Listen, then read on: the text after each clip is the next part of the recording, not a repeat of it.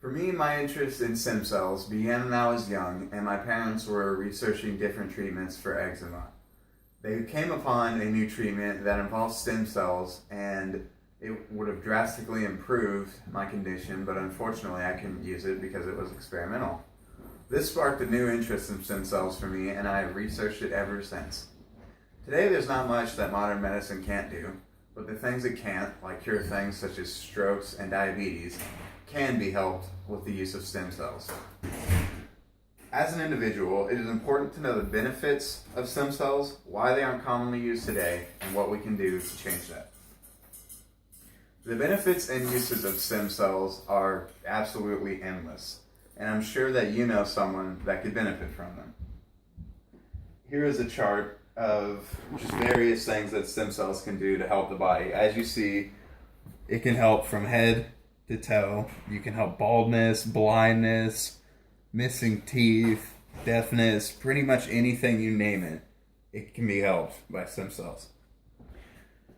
According to the Center for Disease Control and Prevention, strokes, diabetes, and heart disease are within the top 3 most deadly conditions, and stem cells can help all 3 of those. So we could take 3 of the top 3 most deadly conditions and pretty much lower them to where their mortality rates are close to nothing. According to Med News Today, stem cells are undifferentiated cells that when the genes are modified, either turned on or off, they differentiate into specialized cells. This shows that here you have a stem cell and it can either differentiate into things such as skin cells or neurons, or it can just multiply into more stem cells.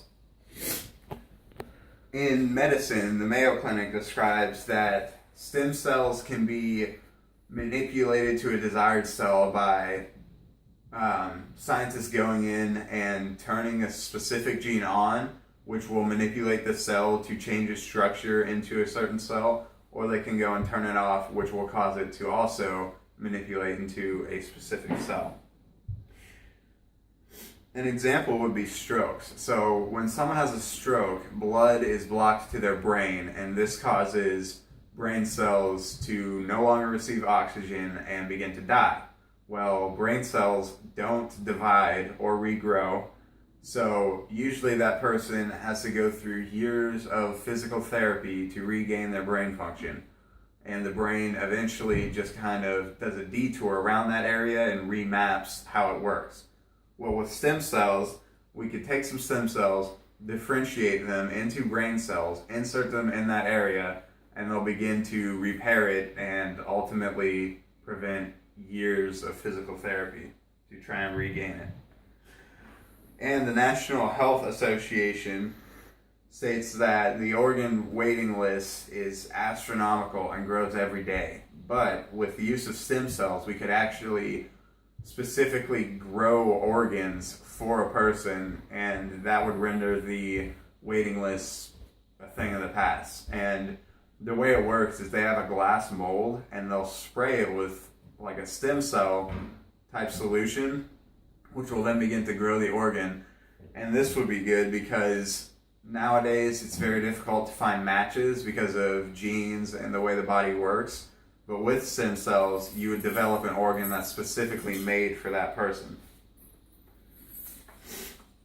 But unfortunately, this miracle cure has obstacles, and one of these is a lack of education. Because of a lack of education, many argue against stem cells. A lot of people still believe that stem cells are harvested from embryos, and that is simply not the case. Now we can get stem cells from things such as bone marrow and even fat tissue. Dr. Sarah M. Malik states that 400,000 liposections a year are performed in the U.S. alone, where the aspirated adipose tissue, which is fat, is regarded as waste and could be collected without any additional burden or risk from the donor. Here we can see a rather large container of adipose tissue, and although that might look like fat to most, that can actually save a lot of lives. That being said, unfortunately, people still don't support stem cells because of a lack of education. But this can all change with the help of you. The main way to help spread stem cells and support stem cells is to advance its education.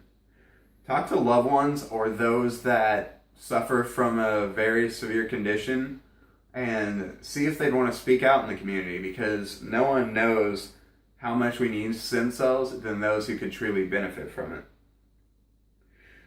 You can also find various outreach programs, and these go to different schools and have like a set curriculum to educate individuals on what stem cells are and how they work, and kind of debunk the myths about them so that people support them more. And once this education bridge is crossed, we can move forward to find cures for the incurable. After today, you can now say you have been educated on the reality of what stem cells are and its various applications. Now that you know this, you must go out and educate those who are against it and believe that it is still embryos are used to harvest them. The future is in your hands, and the spread of knowledge and supportive education is what can truly help stem cells reach the next level. Thank you. That's sources.